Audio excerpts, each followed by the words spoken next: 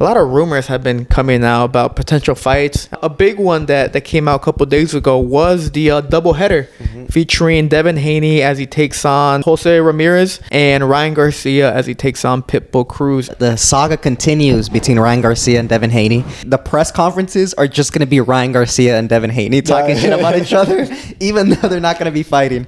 In regards to Ryan Garcia and Pitbull Cruz, it won't be at 140 at a catch weight. It kind of shows that Ryan Garcia can't really hit the 140 mark anymore. Props to Pitbull Cruz, because let's keep in mind, he's like 5'3", 5'4". He shouldn't be even fighting at that weight. KSI officially announced his next opponent, Wayne Bridge, former footballer. The reaction from social media was very, very negative. Good. It just makes no sense. Wayne Bridge is not anyone formidable for KSI at this level. It's because KSI isn't a serious boxer.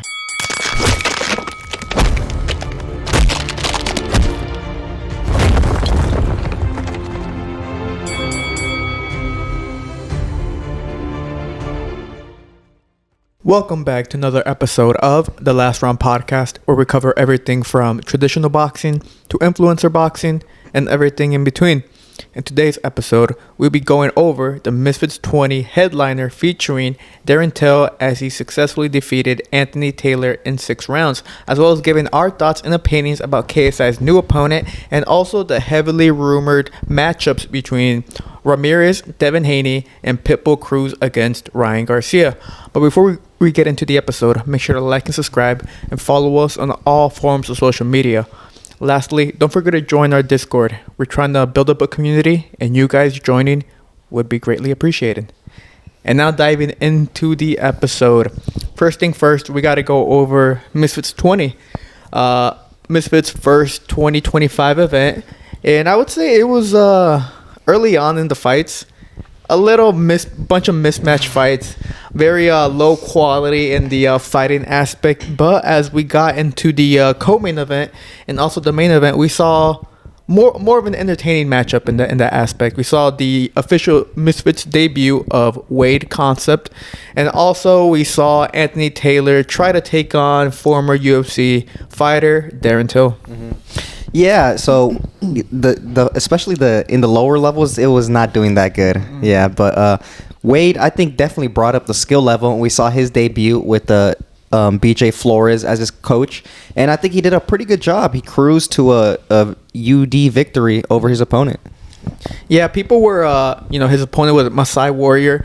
It was supposed to be HS Tiki-Taki, but HS Tiki-Taki had to pull out due to medical reasons a couple weeks back. So Masai Warrior stepped up to be the replacement opponent for Wade. After the fight, though, a lot of people were impressed with Wade because, if you guys don't know who Wade Concept is, he's a pretty big, he has a big platform in commentating on combat sports. More specifically, he's very known for breaking down videos, sparring clips, fights, and trying to analyze the fighters and see the things they do. So for a man who holds that much credibility in the scene, people were very intrigued and interested to see if he actually knew, or if he, if he was an actual fighter, if he's able to break down his opponents or break down these other fighters, is he able to do the same? I think he did do it. He looked impressive, especially for a guy who, he's making his debut, his very first fight. I'm sure there was nerves everywhere, but he showed up with a very clear game plan, very fundamental, nothing crazy, just a simple one too, and literally his right hand was like winning him the fight. So he controlled all 4 rounds. Maybe the last round was the closest one, but I thought, it was simple, but it was effective, and he came out with the UD. Yeah, I think for me, the question is someone who breaks down fights, is that going to be able to is he going to take that knowledge and experience and take that into the ring? And I think he was able to show that on Saturday. He did a pretty good job. I think the fight was just 4 rounds, and I think he was doing quite a bit. The first 3 rounds, I think he was thinking pretty well. I mean, he landed quite a bit of right hands. I mean, they didn't really affect his opponent, but I mean, I feel like he would land and then just kind of like notice it and recognize that he landed a good shot. And so then he would just kind of like move around, bounce around or whatever. But yeah, I mean, I got my decision. correct? Yeah, and also after the Wade fight, and after he was declared the winner, a lot of people online were very surprised and also very happy that he won. He has a large fan base, and people were intrigued and wanted to see him win. And people online were claiming that Wade's debut was the best Misfits debut ever. They deemed it as the greatest, first-time fighter debut of all time, which I don't agree with. I think I've seen better debuts, more specifically in Fox the G last year, where he displayed that crazy first-round knockout over small Spartan J. And there's also probably been a couple other ones I can't name off the top of my mind, but for sure Fox the G I thought had a better display, especially he's a younger fighter, and first time being in the limelight like that. He doesn't have the experience of such a of leading a big platform like Wade. But in terms of that, yeah, I was surprised people were deeming Wade's performance as the greatest debut of all time. Well, I mean, if I was him, I'd be ecstatic, if people were looking at him like that. Yeah, and I think they were asking him, what's next? And he didn't really give a definitive answer. So I don't really know. He kind of has his foot in both camps. Now he made a successful debut. Is he going to continue and try to be a fighter, or is he going to sit outside of the ring and be a commentator like he usually was? We have yet to see. Yeah, and also HS Tiki-Taki had he tweeted out after the fight calling both Wade and Masai Warrior ass. He said they were terrible and that they were not on his level. So I feel like a fight that would bring Wade back, because he didn't really really acknowledge it or really say what he plans on doing next. An HS Tiki-Taki showdown would probably intrigue him to return back to the ring, and I feel it rightfully so. I mean, a lot of people were impressed by Wade. They said he got good fundamentals. If anything, I would say he performed better than HS Tiki-Taki when HS Tiki-Taki debuted a couple months back. But yeah, that's probably the fight to make, if anything. I know Mams Taylor is probably eyeing that fight still. HS Tiki-Taki is the golden egg for Misfits at the moment, and they're really trying to push him as the next big thing in their roster. So maybe trying to make that fight with Wade concept a reality once again. It's probably in Mams Taylor's idea or his agenda. But that was the successful debut for Wade Concept this past weekend. And we roll over towards the main event, featuring Darren Till, former UFC star, taking on Anthony Taylor, the 175-pounder champion for Misfits. And they fought at cruiserweight. No. Okay, I have some things to say about this fight. First off, a huge mismatch. Yeah. Not only in size, you could clearly tell, but in skills. Anthony Taylor, he had a few moments where he did land some good right hands. He has a couple good successful moments throughout the fight in little spurts.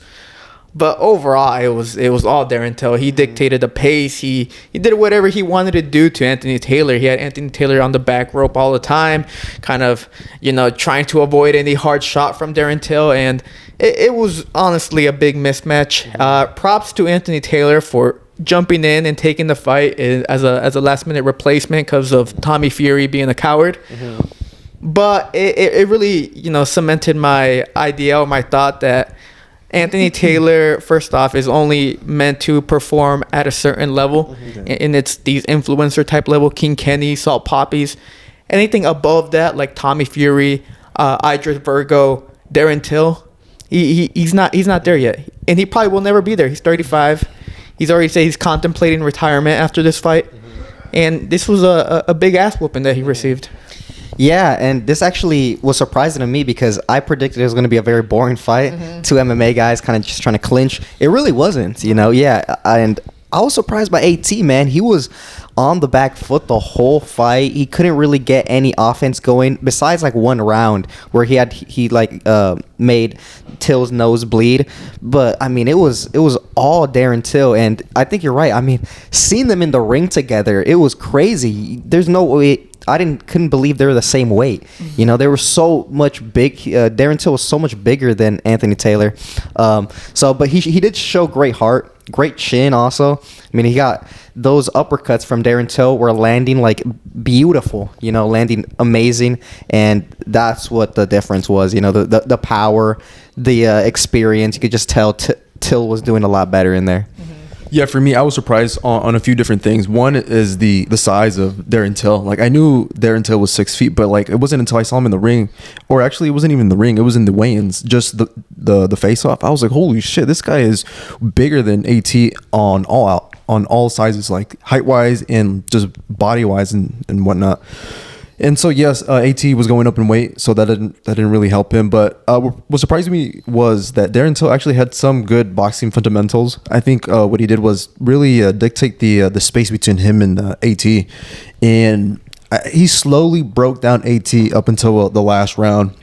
And I think the round before that was when AT connected a good right hand that made Darren Till's nose bleed, and I think that kind of like pissed him off, because then the next round he ends up stopping AT. Yeah, Darren Till really was just all over Anthony Taylor, and there wasn't really much Anthony Taylor could do. He could try to maybe grapple with Darren Till, but talking about a former UFC fighter who's fought against elite grapplers in the UFC, he probably knows a thing or two on how to deal with such a fighter like that, especially Anthony Taylor, who's not at that level compared to the grapplers he's fought against. Yeah, there was also even little moments where Darren Till would get a collar tie and try to like use his other hand to punch Anthony Taylor, like little stuff like that. You could just see that Darren Till was getting his MMA experience into the boxing. Yeah. MMA experience or not, he was just an overall more experienced fighter.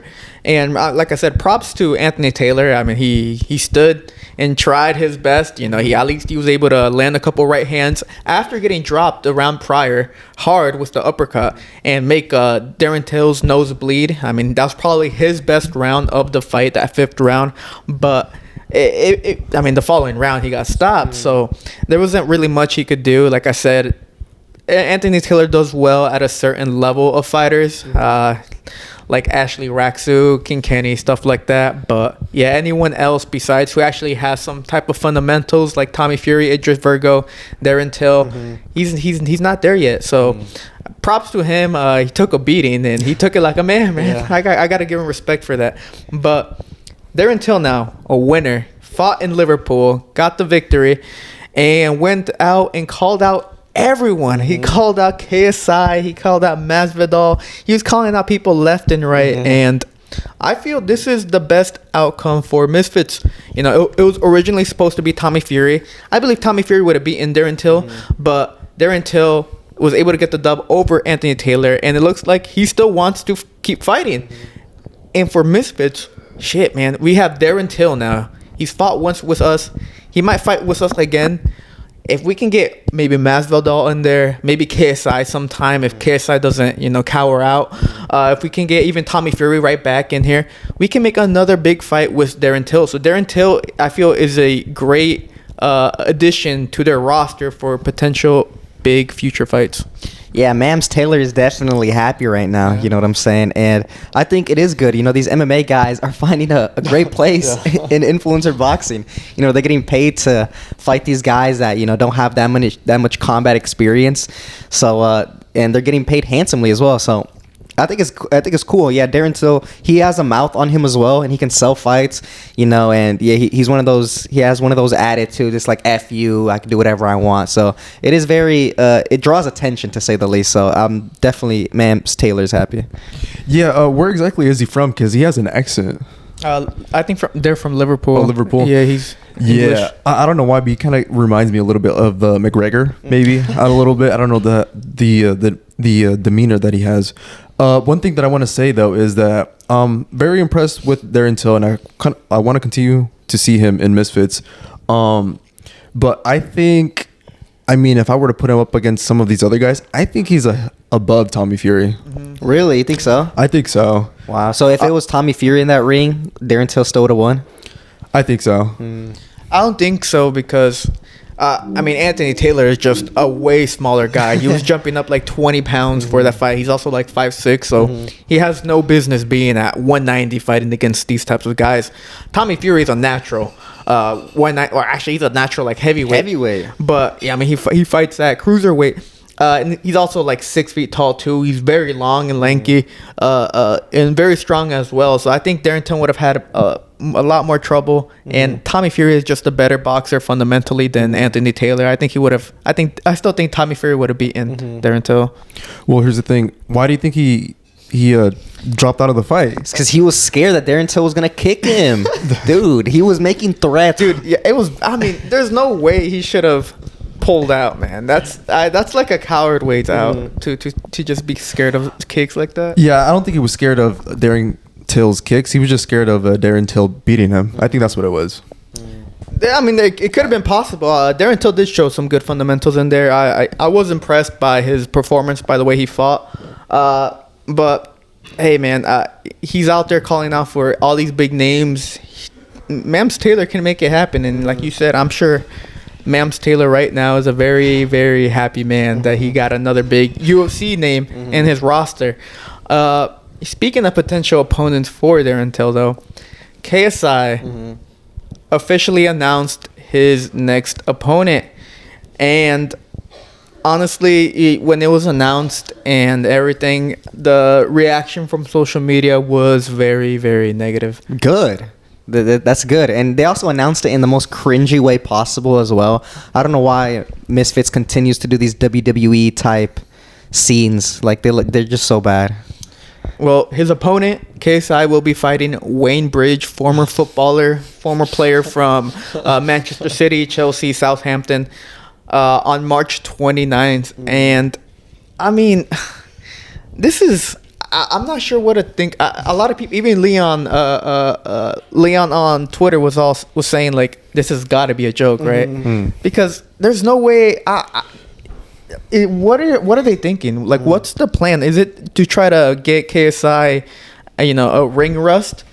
But if it was ring rust, I mean, Wayne Bridge is not anyone formidable for KSI at this level. It's because KSI isn't a serious boxer, you know? He's just not a serious boxer, and I think he feels the pressure of like social media to want to. His fans, they want him to fight Jake Paul, so he kind of keeps on getting dragged into it.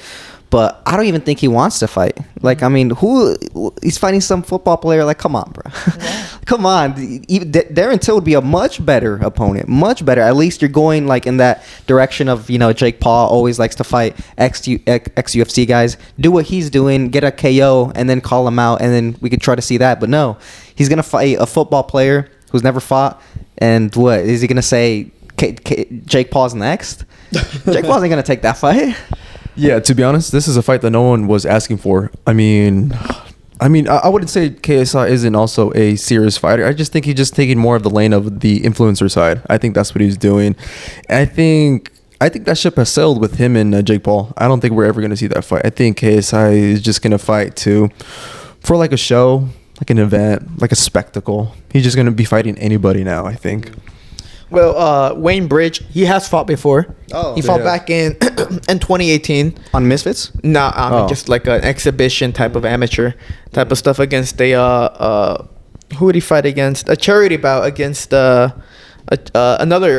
footballer named Spencer Matthews back in 2018. So he has that. I seen some of the clips. He won by UD. But I seen some of the clips. There's a victory in exhibition matches. They gave it for charity. Come on, guys. But he looked decent. He looked like he did, know a couple things. But keep in mind, he's in his 40s. Yeah. He's an older fighter, not fighter. He's an older guy. He's not a fighter. Yeah. So look, KSI was back when Jake Paul was scheduled to fight Mike. KSI was talking about, Mike is so old, this and that. This fight shouldn't happen.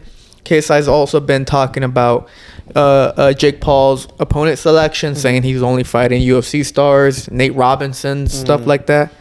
And then KSI goes off and does this. He's fighting against a former footballer in Wayne Bridge. I feel that's very hypocritical from KSI, and he shouldn't be one to talk about Jake Paul's opponent selection when his opponent selection includes fighters like Pineda and Swarms, and now Wayne Bridge in there. Yeah, I don't know what this isn't doing anything for KSI's resume. So that's why I feel like it just makes no sense. And I think the public reacted as like the same as well. I think even in the arena they started booing. Yeah. I believe so. They started booing because like who the hell? No. Also, but maybe we're being a little too harsh because KSI did mention what's his name? Wade or what was his Wayne name? Bridge. Wayne. He mentioned Wayne's wife. And there's a big controversy there. Remember? Oh. He was mentioning his wife that his wife supposedly slept with another football player or something like that. Yeah, so maybe that's the motivation that Wayne needs. Damn. That's kind of low, man. Yeah. That's insane to try to build up the fight, I guess. But a lot of people weren't happy with it. I know we're not happy with it. There was a lot of expectation for KSI's next fight. Of course, Amir Khan was always probably the biggest name they were throwing out there. And we get Wayne Bridge. I don't think anyone expected that it was a curveball. And I guess we have until March 29th to see how KSI does against a former football player. Well, how was he on the pitch? I'm not sure. He played for like 16 years. He had a long professional career. I don't think I've seen clips of him, but he played for big clubs, so he's got to have some sauce in there. Some cardio. Yeah. So that was Misfits 20, headlined by Darren Till as he got the 6th-round KO over Anthony Taylor, and KSI announced his official opponent for March 29th.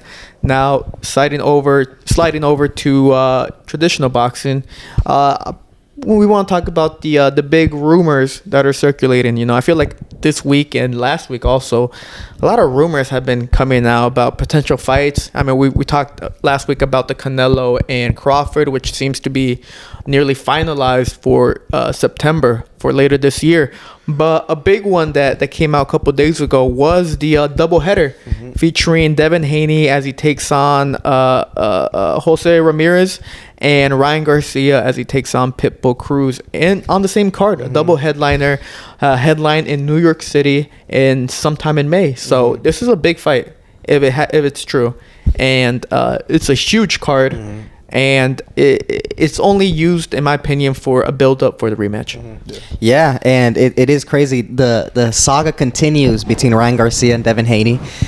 They settled. They told the court, both of them, like, give us 90 days for this settlement. So it seems like they're finally getting back on track with this rematch, which is quite surprising, honestly. I mean, Devin Haney, I think he wants to get a win under his belt, get his confidence back, because that's what took the biggest toll on Devin Haney, his mentality. The fans continuously criticizing him, hating on him, and that ass whooping that Ryan Garcia, a fighter who he believes has like no skills, only a left hook, beat the shit out of him. So it's definitely on his mental toll.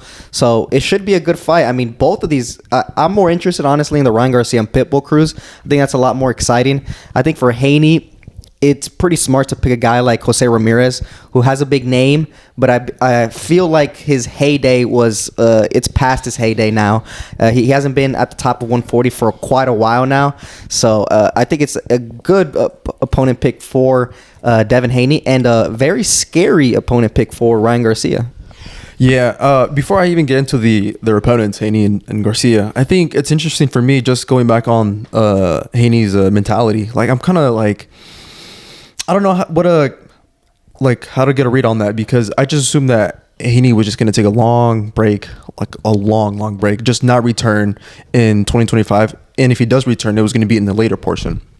I think it's kind of interesting that he really wants to fast track this rematch with Ryan. I think it's a good opponent selection for him. I think Jose Ramirez, he's moving up in weight, but I think it's going to be a good weight class for him, given that he's been campaigning at 140 his whole entire career. But I think it's a good test for Haney to see where his mentality is, because I mean, Haney has the skills to beat Ramirez. I think he has a higher ring IQ and he's faster. But I mean, it's just going to be down to, what's the word?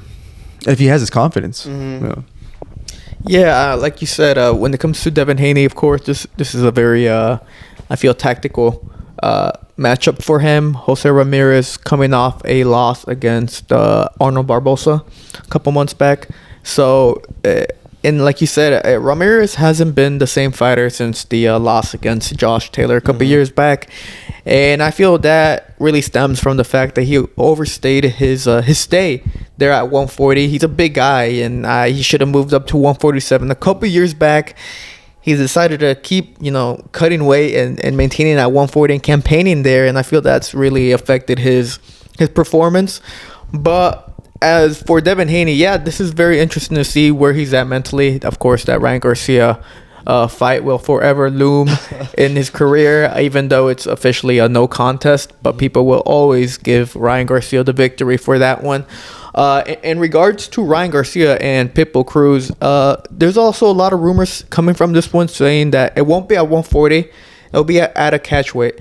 And that's kind of interesting to me because it kind of shows that Ryan Garcia can't really hit the 140 mark anymore. No, and he doesn't even want to either. He's like sick of cutting weight as well. So he's like stubborn, and I don't think he actually can either. So if anything, first off, I'll give a lot of props to Pitbull Cruz because let's keep in mind he's like 5'3", 5'4", fighting. Nah, you don't have to do it. No, I'm just saying. I mean, he's 5'3", 5'3" or 5'4". Look. He shouldn't be even fighting at that weight.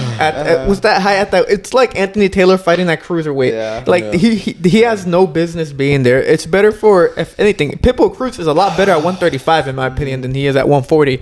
But I mean, now if he's gonna do a catch weight at 144 against Ryan Garcia, a very dangerous left hook Ryan Garcia who always finds that left hook on you. I'll give him a lot of respect for it. I personally don't see Pitbull Cruz winning the fight. I think he's tailor-made for Ryan Garcia. Of course, Ryan Garcia has got to learn what he kind of failed to do against Gervonta Davis, and that's land a hook against a smaller opponent, especially someone that's nearly the same size as Gervonta Davis and Isaac Cruz. But yeah, this fight 144, this only tells me that the rematch featuring Ryan Garcia and Devin Haney will probably maybe be at 147. They'll officially make their debut at 147 as welterweights, and the welterweight division seems to be growing again because Teofimo Lopez also has been kind of teasing moving up to 147 as well. So the 140, it feels like these big stars at 140 seem to be growing the division and are looking to make waves at the welterweight division now. Well, yeah, that would be good. Yeah. I don't know. It's so interesting because Pitbull Cruz, I feel he's going to fight the same way he always fights. Yeah. He's going to go forward and try to exchange with Ryan Garcia. And the one thing that he does have is he has a great defense. He keeps his chin tucked. He keeps himself really rigid, really tied down.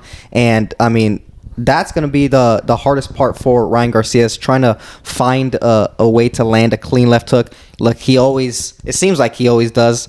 But I don't know. I feel like that fight's interesting. It's going to be a fun fight. I think the public is, they were super on Isaac Cruz when he beat Rolly Romero. And then after he fought Valenzuela, then everyone was all like, oh, no, this guy's one-dimensional and all that, which kind of is true. Yeah.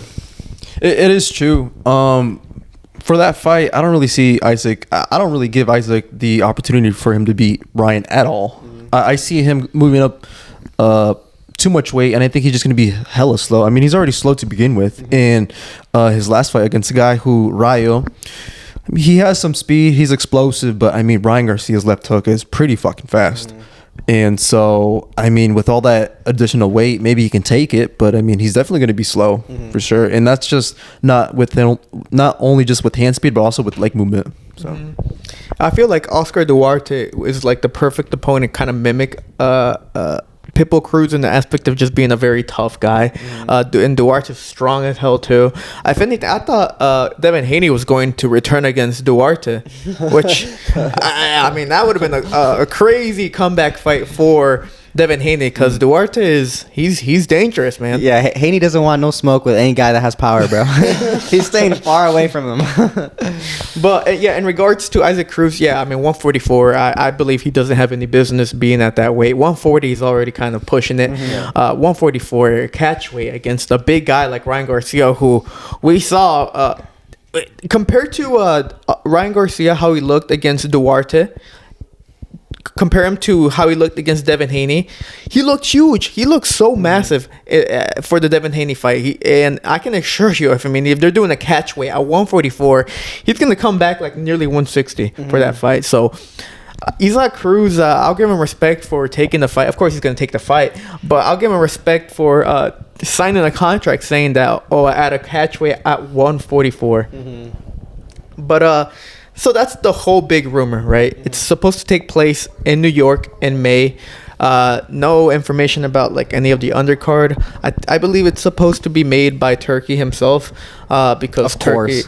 Turkey's like that. Yeah, Turkey's involved in every single fight now in boxing. Yeah, I mean he's got to be, because he's the one who gets everything. He gets the ball rolling. A big criticism though I've seen online from this fight is the location. New York, supposedly for May. A lot of people were saying, this is a fight that should probably take place somewhere in the West Coast, maybe Phoenix, if anything, down south, but definitely a West Coast type of vibe. I mean, when Crawford fought against Madrimov, they weren't there to watch Crawford or Madrimov. They're there for Isaac Cruz. Isaac Cruz was the one who brought in the fans, and Isaac Cruz mixed in with Ryan Garcia, mixed in with even Jose Ramirez. Ramirez got a good solid fan base there in California. I mean, this fight, in my opinion, and I agree with the people online, it does belong in the West Coast. And I was somewhat surprised that the fight was going to supposedly take place in New York. Well, yeah, I feel like, the only place in California that I could think of like a good arena would be the LA Forum. But right now, it's a little hot given the the geographic location. So. Yeah, I don't see why not. I feel like the fight's big enough. The card is big enough. The good main event, a good co-main event. I think they could sell out in New York too. Yeah, and I think it's going to be funny. The press conferences are just going to be Ryan Garcia and Devin Haney talking shit about each other, even though they're not going to be fighting. So, I think it was interesting. They gave it a double header. Like, you know what I'm saying? Sharing the glory with, I'm sure Devin Haney hates Ryan Garcia right now because he cheated, right? Yeah. So I'm surprised he's, going through with this, sharing the glory double header. I wonder who's going to be like, the actual main event. It's got to be Ryan Garcia and Isaac Cruz. I feel like that fight is better, but I don't know if Haney would have agreed. I don't know. You better agree, bro. Come on, this is a huge card, bro. If anything, but I guess that was a little bit about the big rumor for a showdown in May, a doubleheader featuring the return of Devin Haney and the return of Ryan Garcia. He's coming off from a suspension, and we're all interested to see what kind of performance they give and if it leads to a rematch, maybe at welterweight. Later on in the year. I didn't talk about this in the intro, but I kind of want to end off the episode by talking about this week's fight. The return of pound for pound superstar Naoya Inoue. Inoue has been trying to get a fight, against Sam Goodman. And Sam Goodman had the fight had to be postponed back in December. Sam Goodman sustained the cut. And Sam Goodman, for this January matchup, had to pull out of the fight because his cut again. And like we mentioned last week, I believe, that cut was brutal. Yeah. He received it in sparring. There's no way he was going to be able to fight against Inoue. But we have a new opponent, last-minute opponent replacement for Naoya Inoue, Yi Jong Kim, I believe his name is. And props to him for stepping up and trying to take on the monster for undisputed at 122. Yeah, big props. I don't know how many people would want to step in on such short notice to fight Naoya Inoue, but it's good. I mean, what do we know about this Kim guy? Let me check real quick. It's good. My laptop died for a second. But Yi Jong Kim, he's 21, 2-2 with 13 knockouts. I can go check his box real quick if y'all Well, the first thing is that he has the courage to step into the ring for sure. I'm pretty sure he's getting paid handsomely as well to step in 3 weeks before, a fight with Inoue. Yeah, I don't really know much about him, so it's gonna be interesting to see what happens. I mean, this isn't the first time where Inoue has to like get a replacement opponent. This happens. Yeah. So Yi Jong Kim, also known as the Troublemaker or Pocky Weather, is 5'4". Like I said, 21-2-2 with 13 knockouts, and his last fight was back in May of 2024, where he got a victory, a TKO win. So he only fought once last year. He fought twice in 2023, once in 2022, and then didn't fight again in 2019. Does he have a win streak going on? He has a 2-fight win streak at the moment. Okay. Yeah. I think he's only done 1, 2, 3, 4. Damn, he's coming off a 10-rounder. So he hasn't fought in a couple months, and he's taking on the monster. So I've been props to him for saving the show. I know he knew it, probably was pissed off, saying like, bro, like I literally postponed. My camp keeps getting longer and longer. Like, bro, let me get a fight already. He's been in the gym for months. Oh my god, just getting like amped up for a fight. Also, Goodman. I mean, like he has to postpone that training camp as well. Now he's not fighting anymore. And now he's got a cut to deal with too, so that's gonna hinder his career for 2025 at the moment. But yeah, so Yi Jong Kim is the official opponent, the replacement from Naoya Inoue this weekend, as he tries to become undisputed champion and try to upset the pound for pound superstar from Japan. Predictions? Yeah, I think Naoya Inoue is gonna win pretty easily.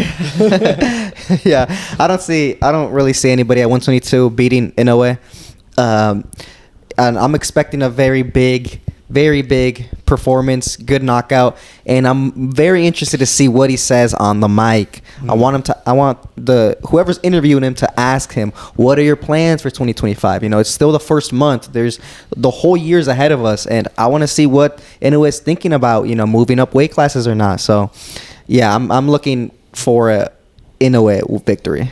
Yeah, same like you. I'm looking past this fight. I'm looking for what's to come for Inoue for the next part of this year. So I'm gonna give a prediction. I'm gonna give a TKO stoppage for Inoue, round 8.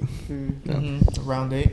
Well, Inoue is unsurprisingly a minus 4,000 betting favorite. Okay, $10 parlay. Come on, we got to do it. We got to go. Kim is a plus 1,500 underdog.